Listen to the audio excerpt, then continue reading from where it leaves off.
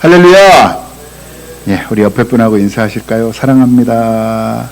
사랑합니다. 네, 반갑습니다. 네, 반갑습니다. 다시 한번 인사하십니다. 오늘 은혜 많이 받을 겁니다. 오늘 많이 받을 겁니다. 네, 감사합니다. 우리는 전도한다. 100명이 예배한다. 하나님의 전을 채우자. 아멘. 예수님은 십자가에 달리시기 위해서 예루살렘 성전에 입성하셨습니다. 그리고 나서 바리새인과 서기관들의 미련한 질문들에 하나님 말씀으로서 대답하시면서 외식하는 자들에게 2렙돈을 드리는 과부와 비교해 주심으로 진실함을 가진 예물 드리는 자가 될 것을 말씀하셨습니다. 그리고는 13장에 오셔서 종말에 대한 예언과 교훈을 주십니다. 그중 첫 번째 제자의 질문이 오늘 본문인 겁니다. 지난 주중에는 오직 기독교에게만 칼날을 들어서 예배만 드리고 식사 제공이나 소모임 등 각종 모임을 금지시킨 조치가 총리실로부터 나왔습니다. 특히 예배 시에 찬양을 크게 하지 말라, 통성기도 같은 것도 하지 말라. 언제부터 우리나라 이런 거를 하지 말라 그랬죠? 이런 정부가 없었습니다.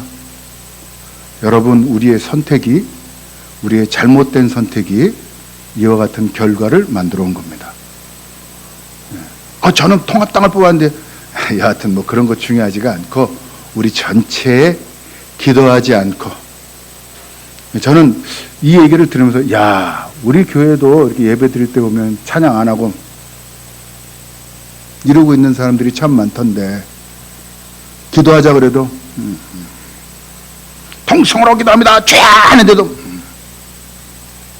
하는 분들이 참 많던데, 아예 통성으로 기도도 못하게 됐고 찬양도 마음대로 할 수 없게 됐구나. 그래서 오늘 제가 빠른 찬양을 하지 않은 겁니다. 빠른 찬양을 하면 소리가 커지니까. 저 오늘 말씀을 준비하면서 성전의 돌 하나도 돌 위에 남지 않고 다 무너뜨려지리라 하던 예수님의 종말에 대한 말씀이 그래서인지 충격으로 다가왔습니다. 이러한 흉흉한 시기에 기독신앙을 지키는 여러분에게 오늘 말씀을 통해 교회가 회복되고 새로워지는 은혜가 있기를 주님의 이름으로 간절히 바랍니다. 자, 우리 2절을 다시 한번 봉독해 보겠습니다. 2절 시작. 이르시되 내가 이 큰 건물들을 보느냐, 돌 하나도 돌 위에 남지 않고 무너뜨려지리라. 주여. 기독교 역사를 들춰보면 교회의 중흥기와 쇠퇴기가 명확히 나타납니다. 성경에서도 하나님의 백성들인 이스라엘의 중흥기를 맞았을 때가 있었고 반대로 쇠락했던 때가 늘 있었습니다. 왜 이런 일들이 일어났습니까? 먼저 성경을 통해서 예루살렘 성전의 역사를 살펴보니까 예루살렘 성전은 솔로몬 왕이 기원전 957년, 약 1000년 전이죠. 957년에 지금으로부터 3000여 년 전에 7년 동안 교회를 지었고, 하나님의 뜻을 저버린 왕들, 특히 히스기야의 아들 므낫세 왕이 하나님 보시기에 최고로 악하게 하자 하나님께서 바벨론을 들어서 남왕국 유다를 기원전 586년 무너지게 하시면서 이스라엘의 상징이 된 성전이 완전히 허물어지게 그대로 두셨습니다. 새로운 성전의 건축은 50년 뒤에 기원전 535년에 시작되어서 기원전 515년에 봉헌이 되었습니다. 그러니까 약 70여 년 동안 성전이 없었던 거죠. 에스라서에 기록되었듯이 고레스 왕에 의해서 승인되었고 다리오 왕이 보수했습니다. 그리고 나서 보수를 했는데도 그 성전을 관리하지 않아서 5세기 후인 헤롯 대왕 때 제2성전이 기원전 20년경에 재건축으로 이루어집니다. 그래서 제2성전 하면 헤롯 대왕 때 완전히 거쳐져서 제1성전은 솔로몬 성전, 제2성전은 헤롯 대왕 성전, 이렇게 이야기를 합니다. 그 헤롯 대왕 성전도 약 100여 년이 지나지를 못해서 기원 후 70년 유대 독립전쟁이 진압될 때 마사다 전쟁이라고 합니다. 그 높은 마사다 터에까지 막 로마 군대들이 토성을 쌓아가지고 죽이러 간, 이스라엘 가면 꼭 마사다를 보고 갑니다. 우리나라의 그 천안의 그 독립 유공자들 하는 그 독립 뭐라 그러죠? 거기와 같이 아주 위대한 독립 장소로 마사다 성터에서 약 한 70m 이상 올라갑니다. 그러면 그 위에 성이 쫙 있는데 너무 아름답습니다. 그 마사다가 무너질 때 그때 예루살렘 성전도 함께 무너지고 서쪽 벽인 통곡의 벽만 남습니다. 그리고 2000년이 지난 지금까지 무너진 성벽은, 무너진 성전은 다시 세워지지 못했습니다. 특별히 성경을 보면 성전을 간절히 원한 왕이 다윗 왕입니다.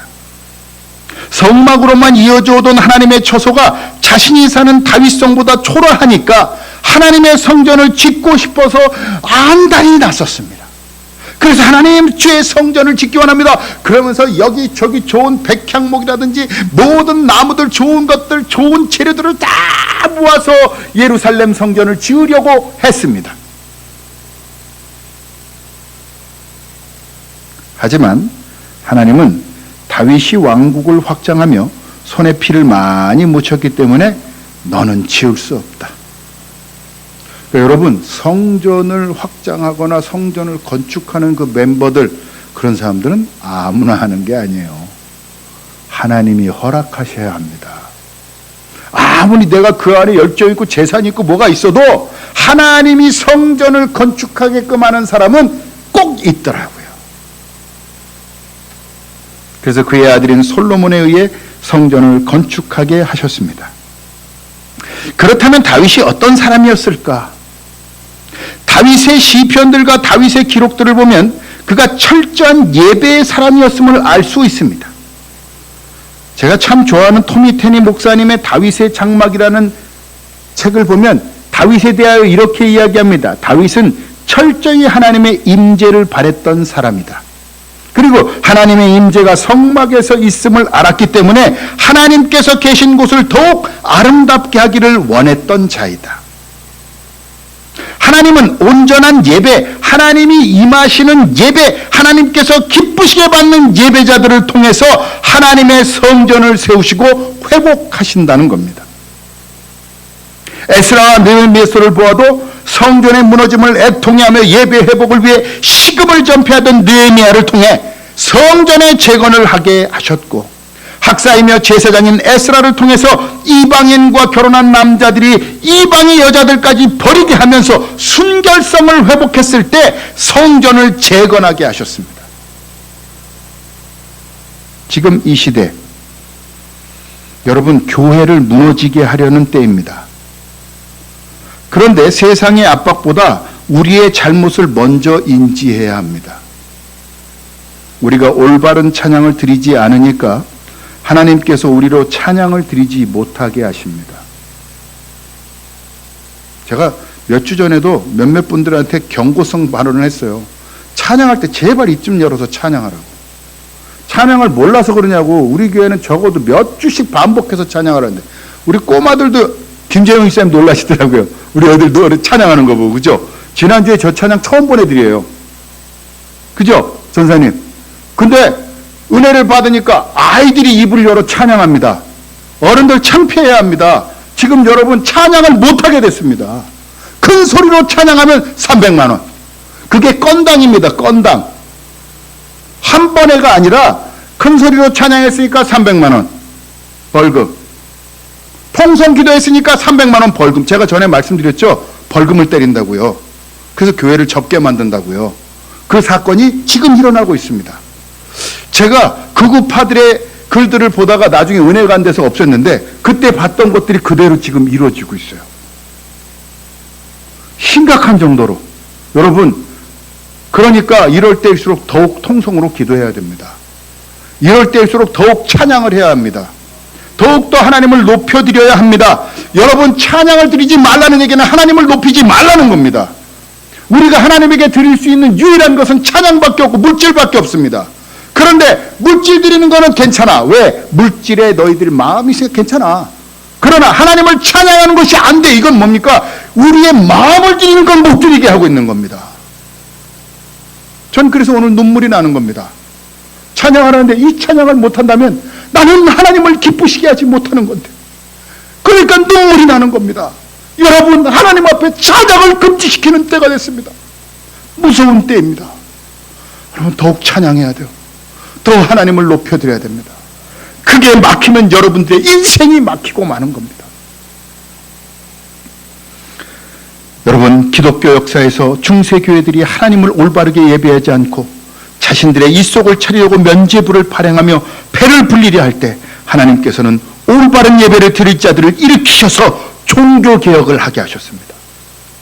이로써 교회가 올바른 예배를 드릴 수 있도록 성경이 출판되었고, 성경을 보게 된 평신도들이 하나님을 찬양하며 올바른 예배, 하나님께서 임재하신 예배를 드리기 시작했습니다. 이로써 교회가 회복되었고, 100년에 한 번 주기로 성령께서 이 세상에 임하시사 하나님께서 역사를 일으키셨던 것을 보게 됩니다. 여러분, 우리는 하나님을 올바르게 예배합니까? 올바른 예배의 핵심은 하나님과의 교제권이 회복되는 것이며, 하나님과의 교제권 회복을 성도 간에 나누는 것이 올바른 예배의 회복입니다. 그런데 지금 올바른 예배의 성도 간의 나눔을 완전히 차단시킵니다. 여러분, 신앙은요, 생활과 연관됩니다. 그래서 생활을 잘 은혜 가운데 신앙으로 하는 사람을 보면 따라가게 됩니다. 제가 그래서 우리 교회는 어른이 없다고 하는 얘기가, 신앙생활을 어른으로서 잘 이끌어가는 분이 없어요. 이끌어줘야 되는 겁니다. 신앙생활은 이렇게 되는 것이다. 좀 먹여가면서. 네. 제가 신앙생활했던 여러 곳들 보면 꼭 장로님들이나 아니면 나이 드신 권사님들이나 아니면 교회 부장집사님들이 그렇게 뭘 사먹여요. 사먹이고 한마디도 하지 않아요. 그런데 거기서 은혜를 너무 많이 받습니다. 그냥 나를 위해 봉사해주는 거, 하나님께 내가 은혜 받은 거, 성도들과 나누는 거, 이걸 지금 차단시켰습니다. 예배는 영어로 worship service라고 합니다. worship은 숭앙하다, 숭배하다라는 뜻이고, 서비스는 봉사하다. 하나님과의 만남은 하나님을 높여드리는 서비스, 봉사가 있어야 함을 의미합니다. 우리에게 하나님을 높여드리는 유일한 두 가지 봉사는 찬양과 물질입니다. 그러니까 여러분, 하나님에게 봉사가 안 된 사람, 하나님과의 회복된 자는 하나님 말씀의 명령을 따라서 이웃과의 만남이 회복됩니다. 만남의 핵심인 음식 나눔도 우리가 봉사하기 싫어하니까 이제 할 수 없게 하셨습니다. 심지어는 대형 교회 중 몇 교회는 식사 봉사하기 싫어하니까 전문 업체를 들여서 밥을 팝니다. 교제가 무너진 겁니다. 그러니 하나님께서 아예 교제하지 못하도록 소모임과 애찬도 나눌 수 없게 하셨습니다. 여러분, 예배는 만남입니다. 하나님을 만나 하나님께 봉사하고, 또한 사람과의 만남을 통해 서로 봉사하는 것이 바로 예배의 마무리입니다. 이 예배가 회복되기를 바랍니다. 예배가 회복되지 않으면 교회가 무너집니다. 두 번째로 예수님께서 왜 성전이 무너지게 될 것이라고 말씀하셨을까? 첫째 이유가 올바른 예배가 사라졌기 때문임을 말씀드렸습니다. 두 번째 이유는 올바른 예배가 없을 때 당연하게 따라 나타나는 것입니다. 바로 기도 생활이 사라질 때 교회가 무너진다는 것입니다. 다윗은 수많은 시편을 쓰며 하나님 앞에 기도하는 사람이었습니다. 제가 다윗과 솔로몬을 비교해 보니까 참 차이가 있더라고요. 솔로몬의 글은 주로 잠언과 전도서로 가르치는 자입니다. 그리고 인생은 무상하다. 헛되고 헛되고 헛되니 헛되고 헛되도다. 기도하는 사람은 여러분, 시편의 모든 내용은 하나님께 기도하는 내용입니다. 기도하는 다윗의 때에는 유대 백성들이 성막을 찾았습니다. 기도하며 하나님을 갈망했습니다. 하지만 솔로몬 때에 비록 성전이 건축되었지만 겉으로 번드르르한 성전이 좋을 뿐이지 기도하지 않은 솔로몬으로 인해서 백성들도 기도하지 않았습니다. 결국에 성전이 무너지고 마는 계기를 만든 것이 솔로몬입니다. 여러분, 예수님은 기도의 사람입니다. 기도를 통해 교회의 근원이신 예수님은 사역을 완전히 이루셨습니다. 밤이 맞도록 기도하셨고 새벽 미명부터 기도하셨으며 사역이 시작되고 끝날 때마다 한적한 곳을 찾으시어 기도하셨습니다. 기도하는 예수님이 교회의 모퉁이 돌이 되셨습니다. 교회의 모체가 되는 초대교회가 어떻게 형성되었습니까? 승천하시는 예수님께서 야 너희는 성령을 받도록 모여서 기도해라 라고 말씀하시자 예수님 승천 후에 열흘 동안 제자들의 빈자리 맞디아를 막 할 때는 성령님이 임하시지 않았어요. 그런데 그들이 맞디아를 두고 함께 기도했더니 열흘 만에 성령님이 임하셨고 그 성령님이 임하심으로 나아가 전도하게 되었고 또 나아가 전도함으로 3,000명, 5,000명이 전도됨으로 교회가 형성된 것입니다. 사람 세운다고 교회가 세워지는 것이 아닙니다. 장로님 몇 분 세운다고 교회가 세워지는 게 아닙니다. 맞디아를 세웠다고 교회가 세워지는 것이 아닙니다. 교회는 기도할 때 세워집니다. 기도하는 자들을 통해서 하나님께서 교회를 세우시고 교회에 회복의 영을 부으시는 줄 믿습니다. 여러분, 기도해야 합니다. 우리가 기도하지 않으니 예배 외에 기도 모임, 부흥회, 소모임, 성경 공부도 모이면 벌금을 부과한답니다. 마스크 쓰고 더욱 기도해야 합니다.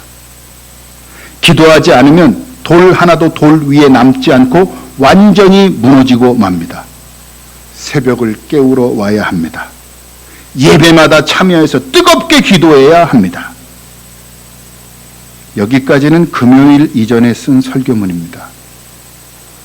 지난 금요일에 금요기도회까지 빠져가면서 한 목사님을 만나 회개하게 됐습니다.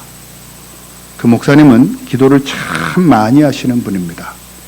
밤이 맞도록 멧돼지와 함께 기도한대요.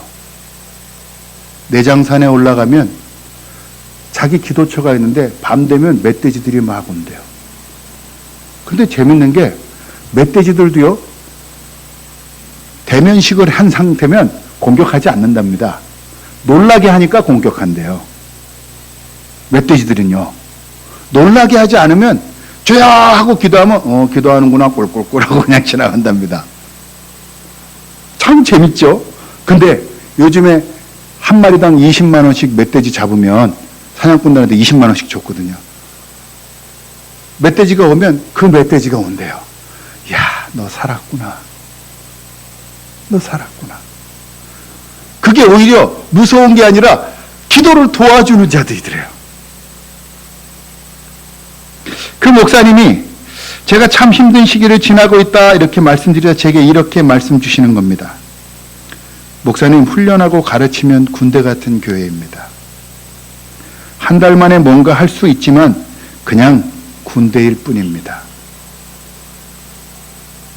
목적하는 것이 끝나고 나면 흩어지는 것이 군대입니다. 하지만 교회는 가정과 같아야 합니다.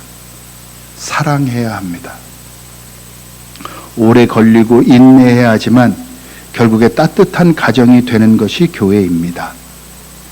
하나님과 우리는 아버지와 자녀 관계잖아요. 사랑은 깊이 있는 기도로부터 옵니다. 기도 생활이 없으면 사랑이 안 됩니다. 결국에 사랑이 없는 교회는 무너지고 맙니다. 여러분, 기도하지 않은 저의 죄를, 저의 부족함을 용서해 주십시오. 하나님, 기도에 게을렀던 저를 용서하여 주옵소서. 이제부터 기도하겠습니다. 여러분들을 위해 뜨겁게 기도하겠습니다. 하나님 나라가 임하시도록 기도하겠습니다. 하나님, 또 여러분 부족한 저를 용서해 주십시오. 마지막으로 교회가 왜 무너지게 되었을까? 마가복음 12장에서도 예수님은 외식하는 자가 되지 말 것을, 그들에게는 판결이 더욱 중할 것이라고까지 말씀하셨습니다. 하나님의 사람이라는 사람들이 완악했을 때 교회가 사라졌습니다.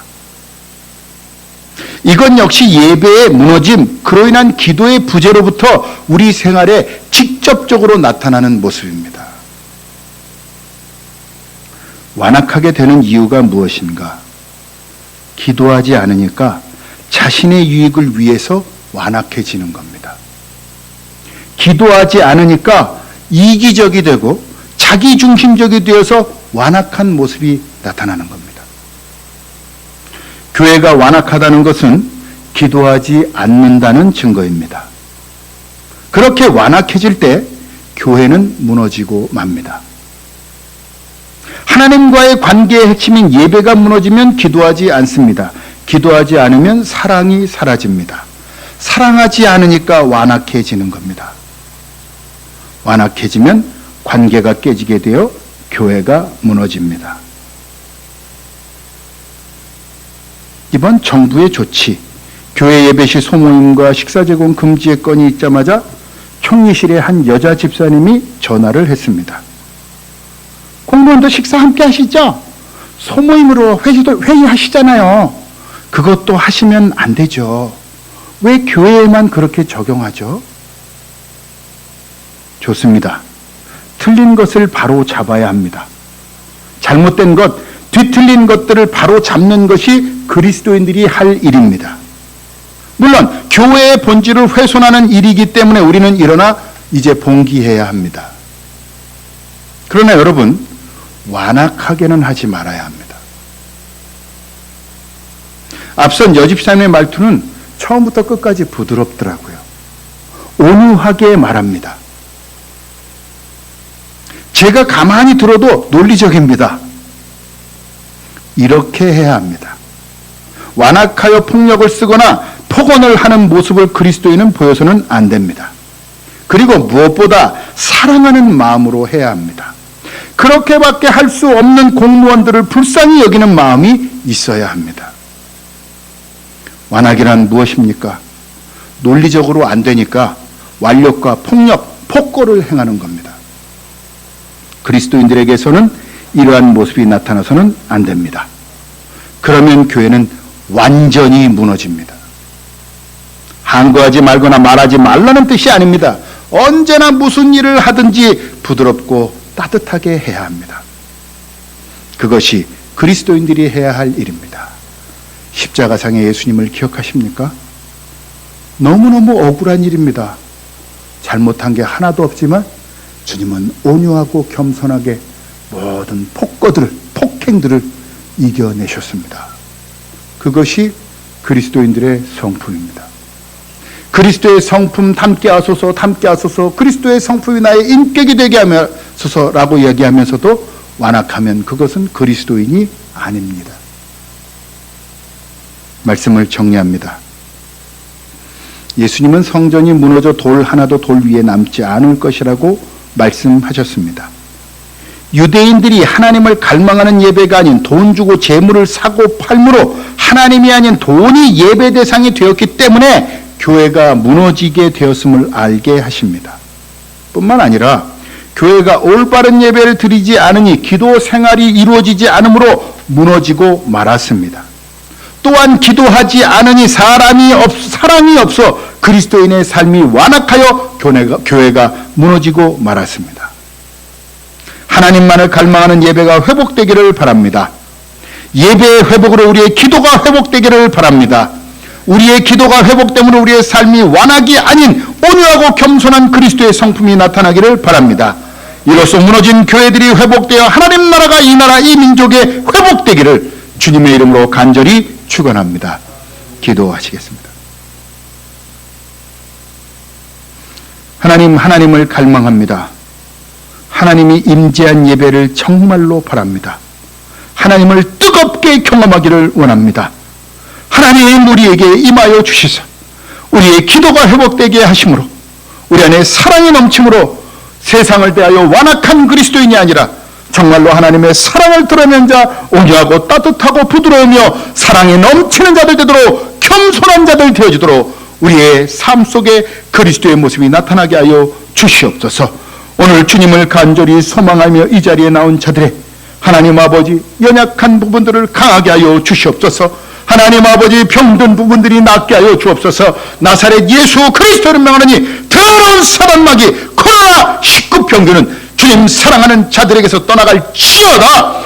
더 나아가 나사렛 예수를 명하노니 더러운 사단의 영아 주님 사랑하는 자들에게서 떠나갈지어다. 나사렛 예수 그리스도를 명하노니 주 안에서 승리함이 있을지어다. 이제는 우리 주 예수 그리스도의 은혜와 아버지 하나님의 극진하신 사랑하심과 성령님의 감동 감화 교통 내주 축복 면류하심이 예배를 통하여 교회가 회복되고 올바른 기도를 통하여 교회가 회복되며 또 기도를 통한 완악함이 사라져 주님의 사랑으로 온유하고 겸손하게 활동하며 주의 거룩한 영광을 나타내기로 결단한 주의 자녀들 머리 위에 이제로부터 영원토록 함께 하시기를 간절히 축원하옵나이다. 아멘.